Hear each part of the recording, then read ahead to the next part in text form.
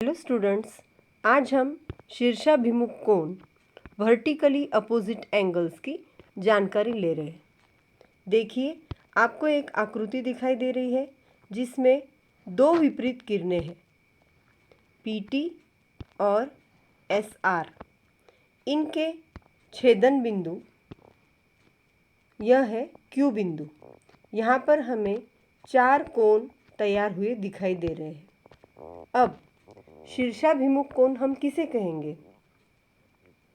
कोण PQR, यह किरण QP और QR से तैयार हुआ है। देखिए, P, Q और R, यह कोण QP और QR से तैयार हुआ है। और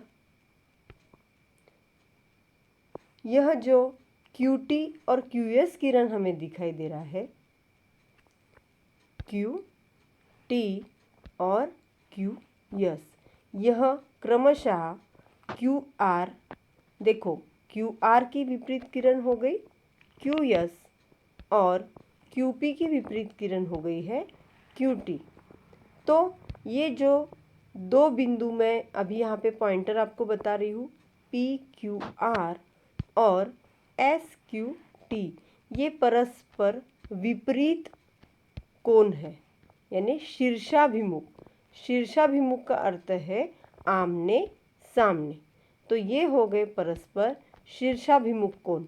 ऐसी और एक जोड़ी बन रही है, देखिए PQS और RQT।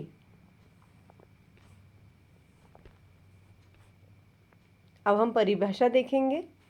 जिन दो किरणों से कोई कोण तैयार होता है, उसकी विपरीत किरणों से तैयार हुआ कोण पहले कोण का शीर्षाभिमुख कोण होता है। अब हम आकृति के द्वारा समझेंगे।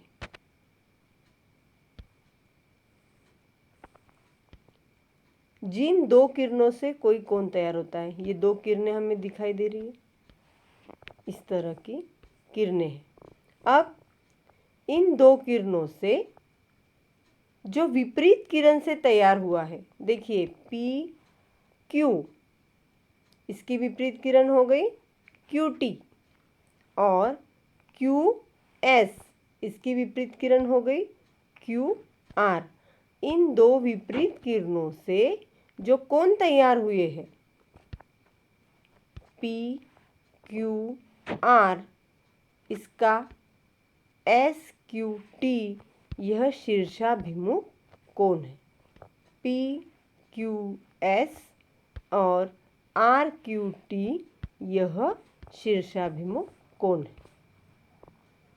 शीर्षाभिमुख कोण का गुणधर्म: दो रेखाओं के परस्पर प्रतिच्छेदन से बनने वाले शीर्षाभिमुख कोणों के माप समान होते हैं।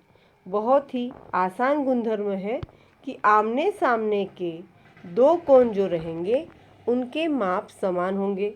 जैसे कि शीर्षाभिमुख कोण, यहाँ पे यह जो कोण D दिखाई दे रहा है, उसका परस्पर विपरीत कोण B है। शीर्षाभिमुख कोण मतलब D का माप और B का माप समान है। मान लो D का माप 80 अंश है, तो B का भी माप होगा 80 अंश।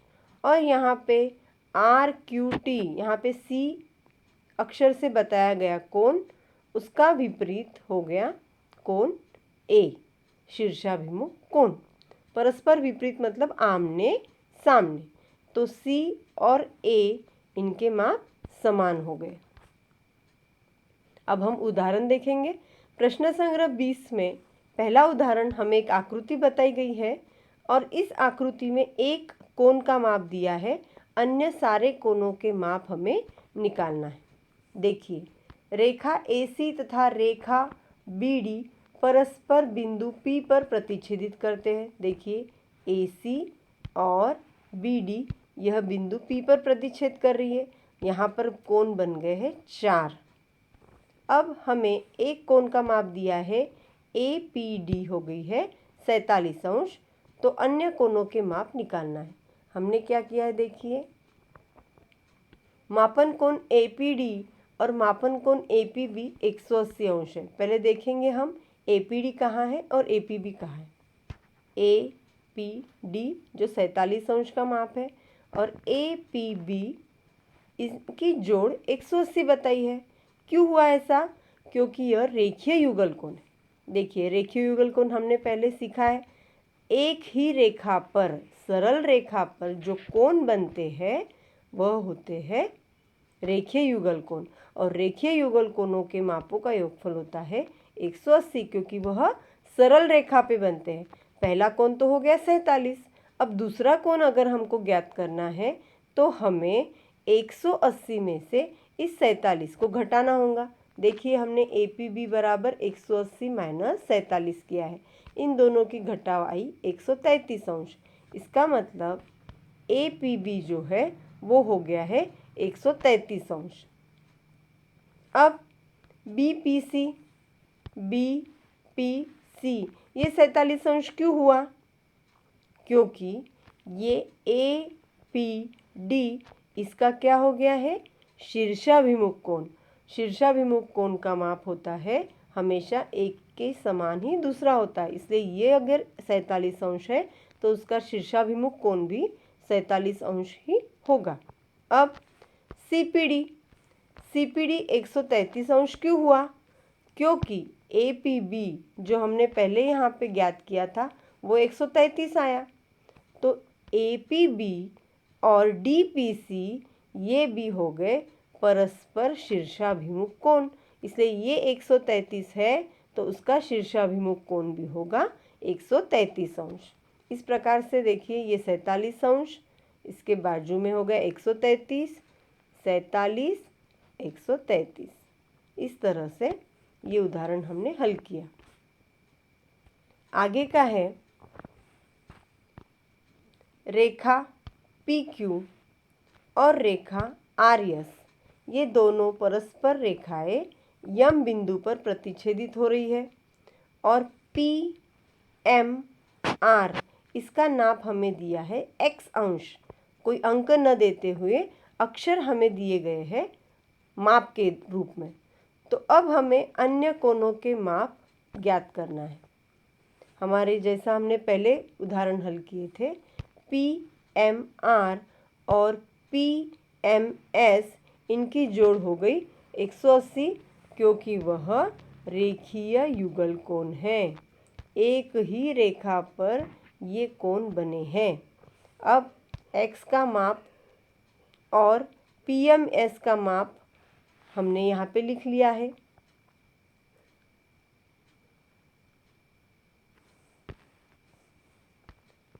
PMR और RMQ, यहाँ हम PMS भी लिख सकते हैं, यहाँ हमने RMQ लिखा। अब x प्लस RMQ बराबर हो गए 180। अब RMQ का माप हमें ज्ञात करना है, इसीलिए हमने गणित में RMQ के नीचे RMQ ही लिखा है, बराबर के नीचे बराबर, 180 के नीचे 180, और जो इधर प्लस x था वो राइट साइड में जाने के बाद हो जाएगा माइनस x। जैसा कि समीकरण में हमने सीखा है, प्लस है तो माइनस होता है, और यदि माइनस है तो राइट साइड में जाने के बाद प्लस हो जाता है, विरुद्ध क्रिया होती है। अब RMQ का माप हमें मिल गया है 180 माइनस x अंश।